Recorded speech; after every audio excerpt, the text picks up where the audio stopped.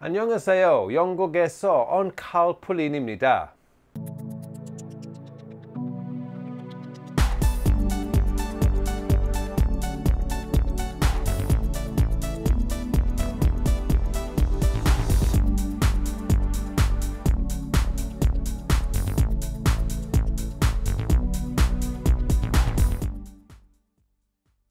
Hello and welcome to another episode of Working with Evernote. My name is Carl Pauline, and in this week's episode I'm going to show you how I am using Evernote to build my very own language learning resource. Now, for those of you who don't know, I have made it a goal to become fluent in Korean by the end of June 2019. That essentially gives me just about 11 months now to get fluent.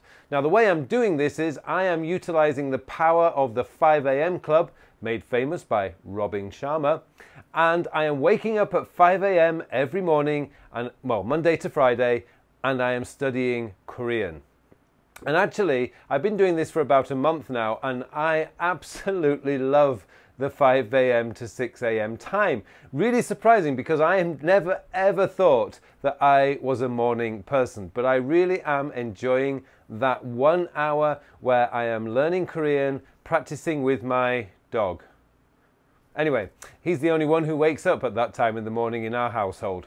So what I wanted to do was to show you how I have set up my Evernote to help me to do this, because essentially what I do is I can walk around the house, I can use my iPad, and I can actually utilize the power of Evernote on my iPad to do this. So what I wanted to do was to show you how I have things set up right now, and I'm sure that over the coming months I will give you updates of how it's developing, and you can also maybe get some ideas of how you too could recreate your very own learning resource in Evernote. Now, before we go any further, I would just like to say, if you like this video, please click on the like button below. And if you haven't subscribed to my channel yet, please subscribe to the channel. Okay, let's get straight into Evernote, and I'll show you how I have things set up. Right, so here we are in my notebooks view, and as you can see in my current projects stack, I have a project notebook called Korean. And what I'm going to do is, if I double click on that, I have now 10 notes in here. Now, the way I'm organizing it at the moment is I'm not actually assigning any labels yet, because I haven't really decided how I'm going to label this. At the moment, I only have 10 notes in there, so it's not exactly difficult to manage. But as over the months, as this grows, I will start assigning labels. And I'm thinking in terms of like vocabulary and situations and so on and so forth. But what I wanted to show you at this early stage of my studying progress is to show you how I've organized it to get myself started, because many of you guys out there may be deciding that you really want to learn a foreign language or learn anything that has different sections to it.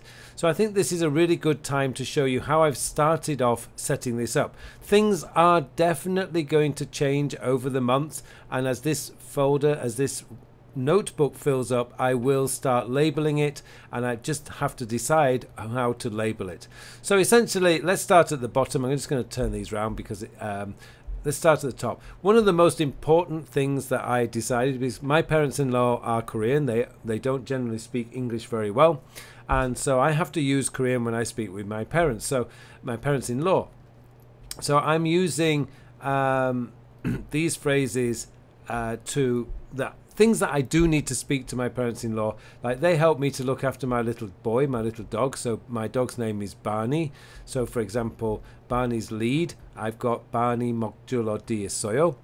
For those of you who can't read Hangul, I'm giving you the words here. And also, like, Barney has his own water bottle. I know, we treat him like a human being. Barney 물병 어디 있어요. And then I've got things like, did you enjoy your trip? Or Barney is very tired. I think Barney is sick, which I think would be very important, because my mother-in-law would then take him to the vet. Where did Barney go today? And these phrases actually got in there in the wrong folder. So what I'm going to do is I'm just going to move these because they shouldn't be there. I'm going to delete that one. I'm going to put it into my new words and phrases, which is here. and I'm just going to add this. Now the thing is, this list at the moment is not organized, so it's a good one to go into at the moment. These are just things that I've actually just picked up from textbooks or students have actually given me that would be useful. So I've got these written down here. I think for those of you who follow all my videos, you will have seen that last weekend we had Jumal Chao Bonaseo, which is have a good weekend. But we've got things like Yoheng Chao Donyo Oseo, which is have a good trip. Things like no more excuses, that's kind of like a motivational phrase, no more excuses. And of course, one of my favorite ones for when I am talking with taxi drivers, because they often ask me questions, Ajik Chao Moteo, Yoshimhi Gongbuhanen Jungieo. That just basically means I speak Korean a little, I'm studying very hard. Actually, my wife gave me that one, and I know that Chao Moteo means not very well. So my wife is not giving me the correct translations. But anyway, these are just phrases that I've picked up as I've been going along. And I'm also keeping a record of what I've done. So on a 2-weekly basis, this is the way I've got it set up. Weekends, so this is my current way I'm doing it, which is 20 minutes learn myself introduction, which I'll show you in a moment. 20 minutes reading an article from naver.com every day out loud. That's just going to help me to be able to pronounce the Korean sounds better.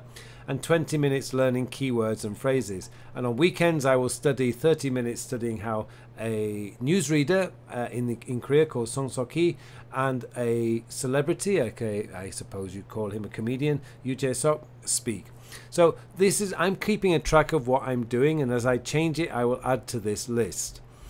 Recently I had to go to the dentist. Now unfortunately my wife wasn't able to go with me, so I had to use this phrase. So I had to get these words from my wife, who gave me all these words so that I could actually go to the dentist and use these phrases.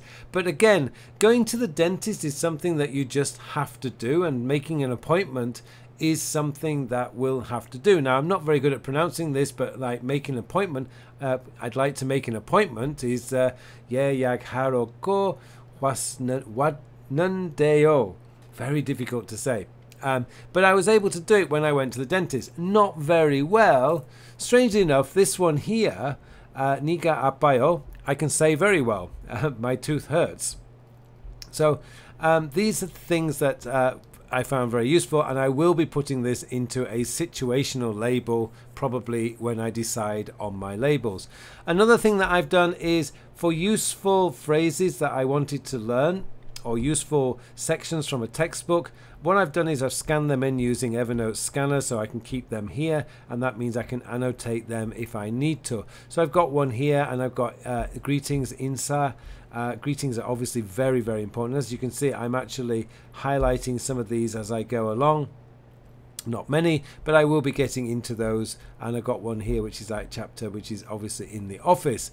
Korean numbers are very important, so I've started putting those down. 하나, 둘, 셋, 넷, 다섯, 여섯, 일곱, 여덟, 아홉, 열, 하나, 열둘. These are all down here. These are the pure Korean numbers. They also have a second Korean number system, which I actually already know. And finally, what I've done is, one of the things that I'm doing on a weekend is I'm studying one of the best Korean speakers there is, because this is who my students have told me is the best Korean speaker. And essentially what I do is he does what's called an anchor briefing. And I'll just give you an example of this. If we go to YouTube on this one, you will see that these videos that Song Sok-hee, who's a very...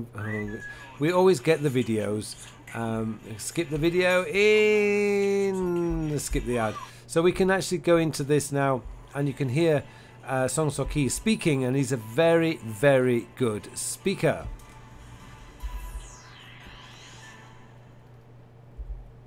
뉴스룸의 앵커 브리핑을 시작하겠습니다. 작업은 한없이 더디기만 했습니다. 연구자들은 탑의 몸통을 덮고 있던 100톤 넘는 콘크리트를 3년에 걸쳐서 일일이 떼어냈고.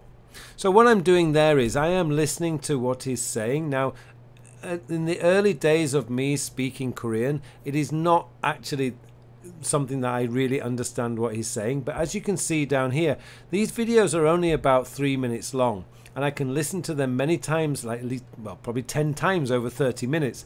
So I can actually get the tone and the way that he is speaking, because as I say, I am told that he is one of the best speakers in Korean. So this is one of those things that I really want to be able to do. And what I've done is I've just selected a number of these videos, which I will keep adding to on a weekly basis. So right at the moment here in my Evernote, I have got a basic setup. It starts off with the notebook, and I've also got the notebook set up in my shortcuts. This means when I wake up at 5 o'clock in the morning to do my studying, all I have to do is get my iPad and I can start off with my Korean self-introduction, which this morning I did some altering to it because my wife has updated it. So I've got like 안녕하세요, 영국에서 온 카울폴린입니다. 한국에서 신명영재 영어로 가르치고 있고요. 한국에 오기 전은, and so on and so forth, as you can see down here. So basically I have that there, and I will repeat that over and over again until I get it right. And I'm using the news anchor, the newsreader, to help me to get the tone right so that it all comes together at the end of the year. So over the next few months I will go into this and I will give you more updates on how I'm organizing this, because I think this would be a great working progress project to show you guys exactly how you can build your very own learning center within Evernote's ecosystem. Thank you very much for watching this video. It just remains for me now to wish you all a very, very productive week. Thank you very much for watching this video. If you liked what you saw and you want to take your productivity to the next level, I'd just like to let you know that I have just recently launched a new online course called Your Digital Life 2.0 Online. Now this course is based on the book that I published last year, Your Digital Life 2.0, and it is a fully comprehensive course designed to help you to build your very own productivity system, and it will take you through it step by step by step, the tools, what you need to set it up, how you need to set it up, and it's really going to help you. I'm going to be updating this course on a regular basis, maybe once or twice a month. I'm going to be adding extra lessons that can really help you to focus in on what's important to you. But not only do you get access to this course, but you also get free access to my Achieve Your Goals course and Supercharge Your Email Productivity course. This is a fully comprehensive course, and you also get a free copy of Your Digital Life 2.0. This is tremendous value, and I really think you should take advantage of this now. And it's only $39.99. If you've already bought the book, you can get the course 50% off. That's $19.99. And if you're already enrolled in my Supercharge Your Productivity course, also you can get 50% off at $19.99. So come on in and get yourself enrolled in this course. The full details are at my website, www.carlpauline.com. I would love to see you there so that I can really help you to get yourself building your very own personal productivity system, and a system that works for you. Thanks very much for watching this video. See you next time.